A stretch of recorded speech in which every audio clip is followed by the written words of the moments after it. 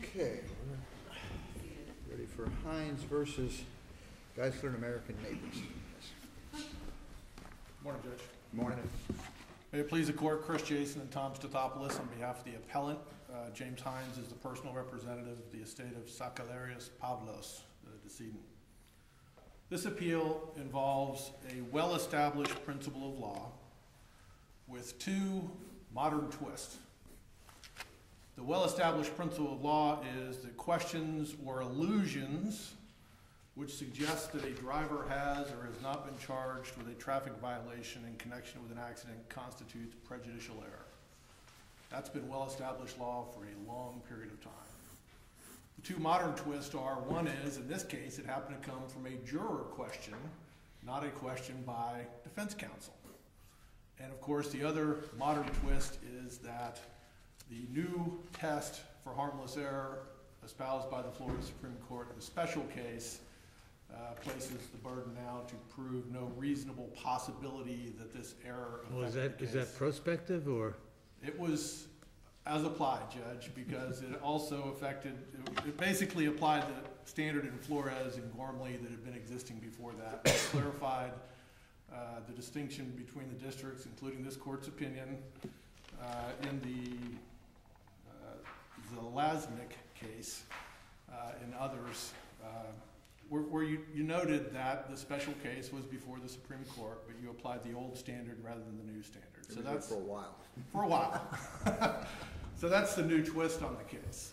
The case law is very clear that any questions, not only which directly ask whether a citation has been issued, but also questions which allude, which infer, which suggest that a party has been given a ticket or a citation is prejudicial error. The reason for that is very simple. Common sense and experience tell us that lay persons as jurors are very swayed by law enforcement who come onto the stand as a non-party witness about their opinions. The jurors asked two questions, right? The jurors asked a number of questions. But there were two of them that related to.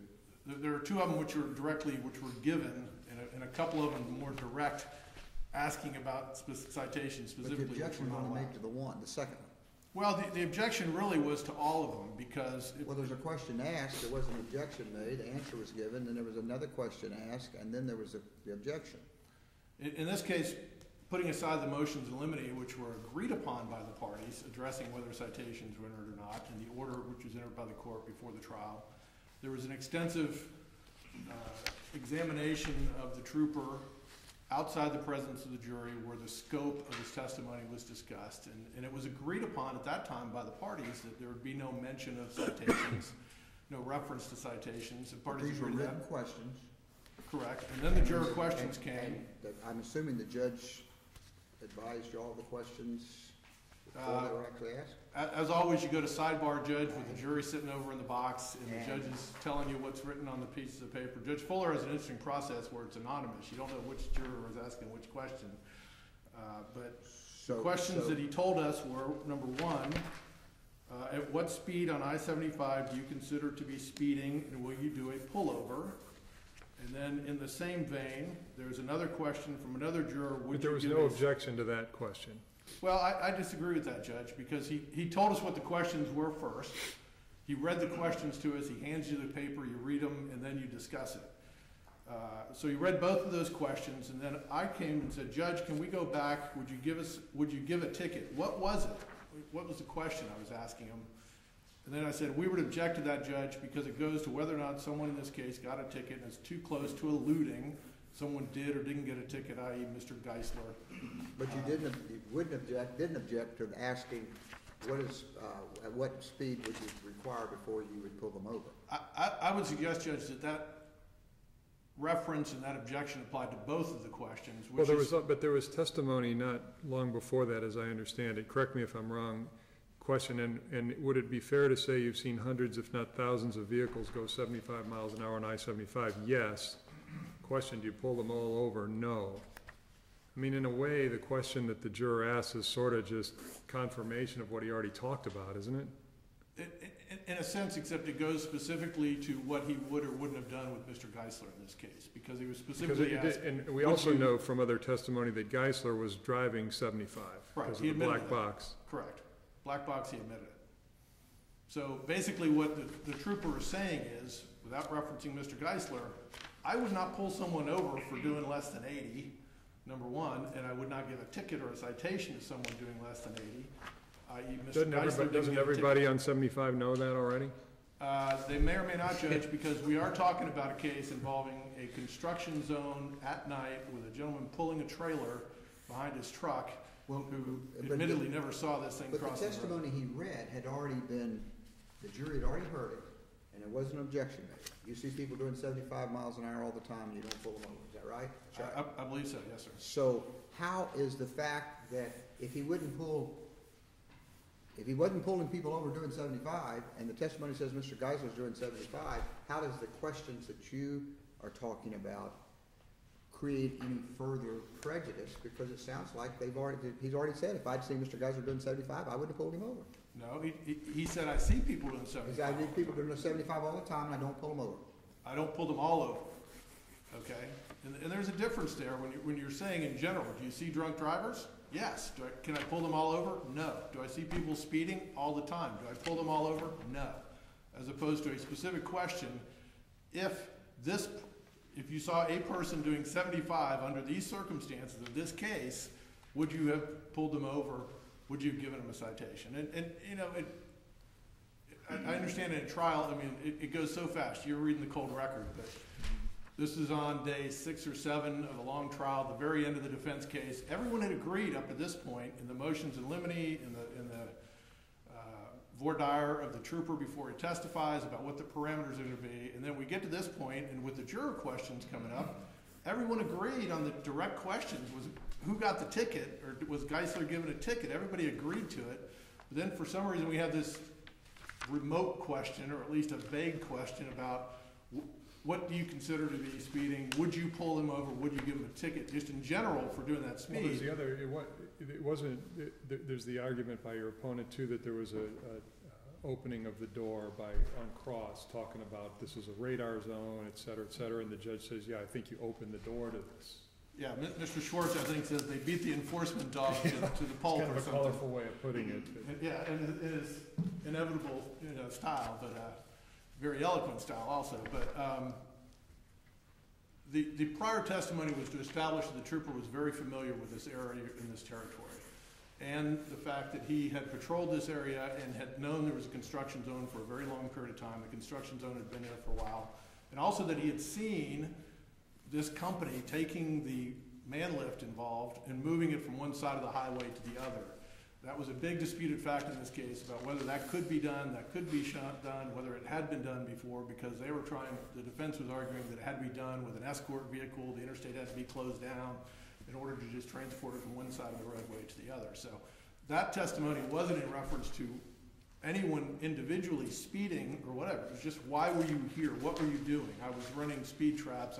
That's a speed zone. I used to, clock people going through there. But the point of that was he was there all the time and he saw what was going on. He had been in that area before. It wasn't someplace he just came upon. So it wasn't specific to any tickets. It wasn't in reference to, how often do people speed there and all this kind of stuff. Those were asked, by the defense. But so we think that the questions that were actually answered were very violative of this well-established principle of law. So then you get, of course, to the question of whether or not it's prejudicial error and whether or not it should be reversed. And we cited, before special came out in our briefs, all the case law that talks about it being prejudicial error instead of harmless error. And then, of course, the new rule comes out that says it's the beneficiary of the error's job, once we bring it up, to establish or prove that there's no reasonable possibility that the error complained of contributed to the verdict. And this was admittedly a difficult liability case for us. I won't tell you otherwise. Of course, there's nothing in the trial to indicate that 70 or 75 would make any difference. Well, no, there was expert testimony dealing with his braking ability and what he could stop at different speeds and how long it would take him. But nobody said at 70 he would have stopped and this wouldn't have happened. I don't believe there was testimony that he would have been able to stop, but it would have been a different impact and things of that kind. Because it's kind of different from a lot of these crash cases in that we have this black box evidence. Everybody knows how fast he's going. Right. You know, you can't reconstruct something that isn't borne out by the actual proof. Right.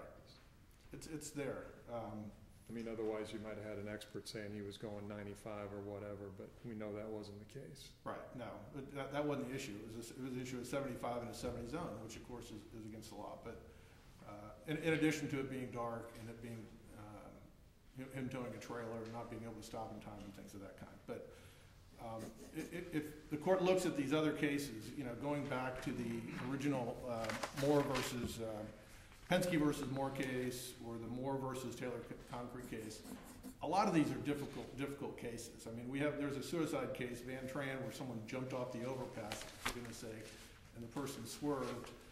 And unfortunately, one of the questions was asked, did you find any, was there any fault in the driving of the person who swerved to the officer? And he said no, and they went ahead and reversed that on a new trial.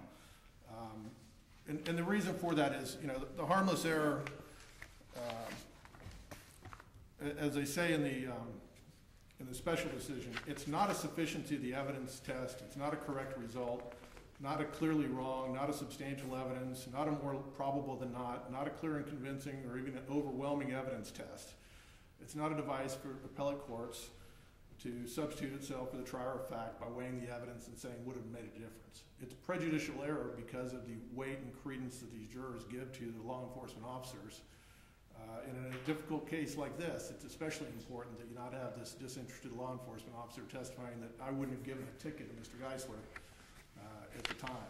And unfortunately, frankly, for UPS, even though it didn't involve the conduct of their drivers, a lot of these cases, the Moore versus Taylor Concrete, the Penske case, involve comparative fault. Who gets what piece of the pie? And the error benefits them as well as the other defendants in the case, Geisler and American Neighbors. So they're kind of caught up in it, even though the actual testimony didn't apply to them as well. So we believe applying this well-established rule of law, even though it's a jury question, under the new standard espoused in special, as previously discussed in other Florida Supreme Court cases, that this case needs to be reversed for a new trial. Thank you. Thank you.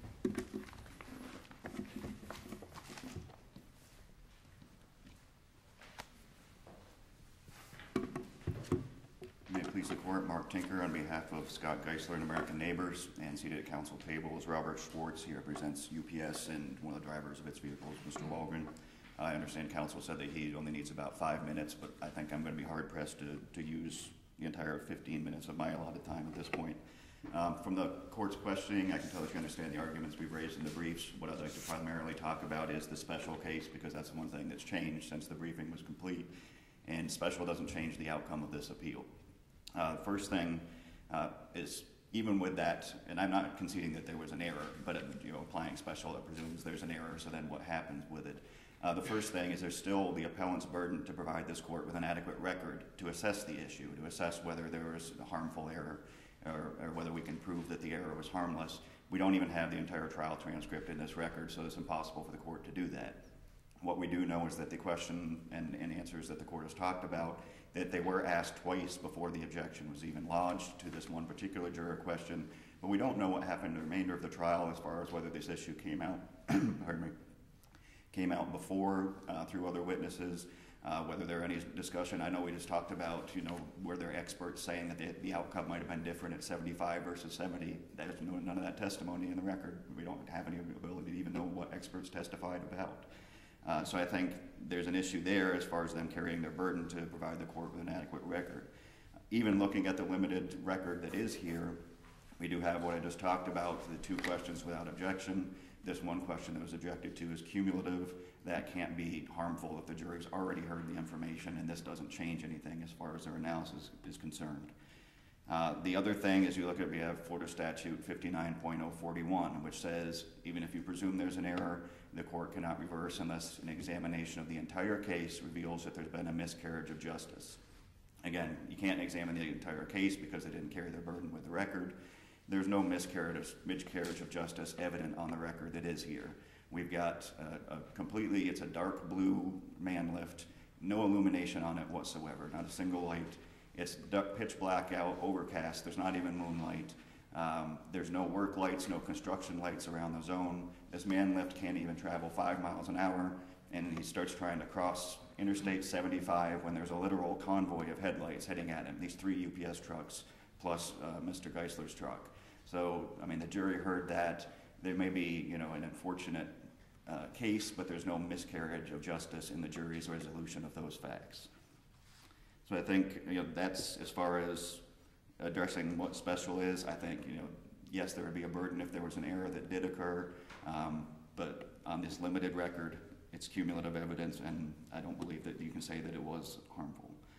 The only other thing I'd like to say is, there's been a kind of mincing of words about, well, these other questions that were asked before the objection was lodged, they weren't relatively specific.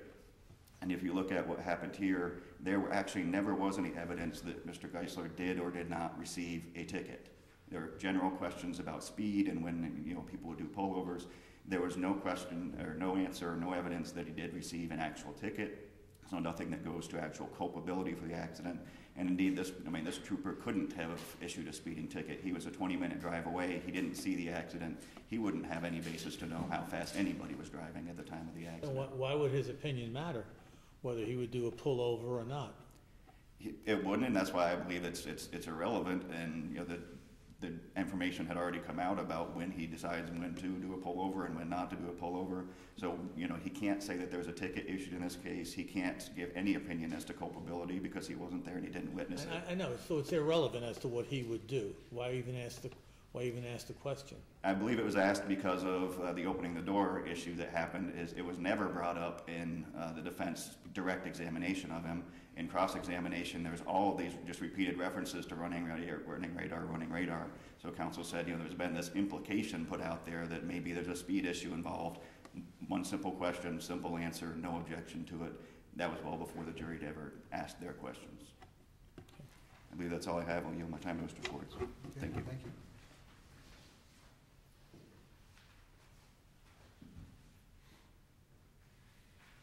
May it please the court, I'm Robert Schwartz. I represent UPS and Mr. Walgren. The argument that somehow UPS gets brought into this alleged error, while I disagree with it, has never been raised in the briefs.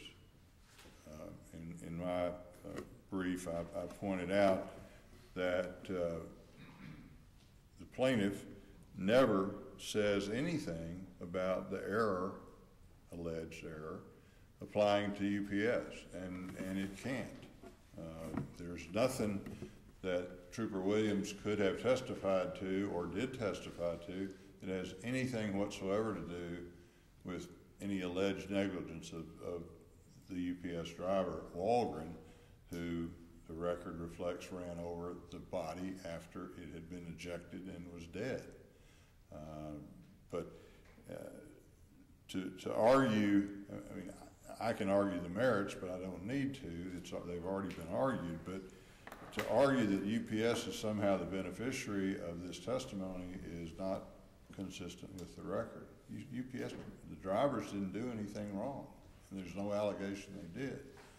And so there's no way that what Trooper Williams testified about a hypothetical situation, if there had been an accident and if there had not been an accident, and somebody had been going 75, would you have issued a ticket? Well, that doesn't have anything in the world to do with the conduct of any of the UPS drivers.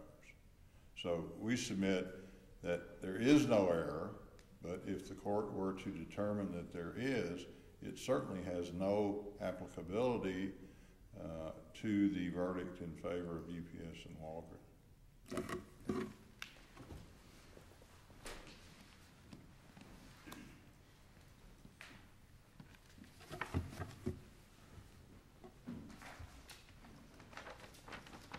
please the court. The testimony was there was a light on the man lift. There was a strobe light on the back of it. But with respect to the actual questions themselves, at the end of the judge reading the questions and the discussions about them, Mr. Stopus says, Judge, as far as the issue about the jury asking, would you give a ticket at 75, was anybody issued a citation? That's precisely what the jury is trying to figure out. And Mr. Schwartz was the one encouraging the court.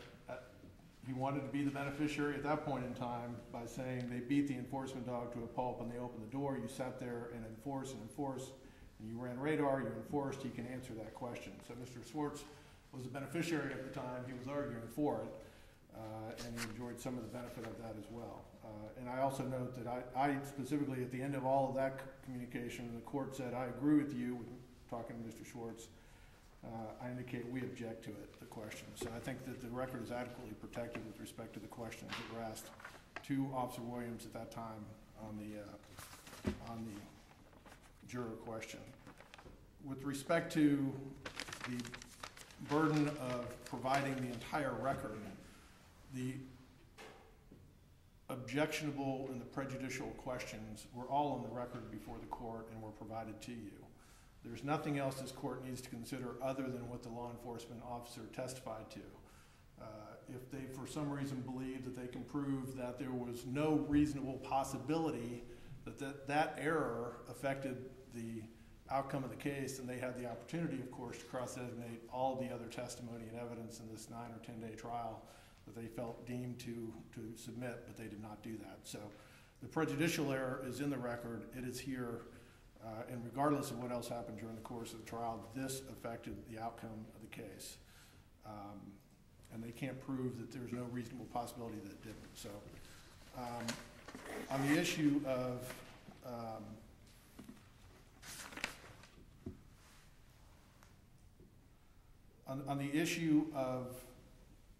well, I forgot where I was going on this, but in any event, we urge the court to go ahead and affirm the judgment. Yeah. Thank you.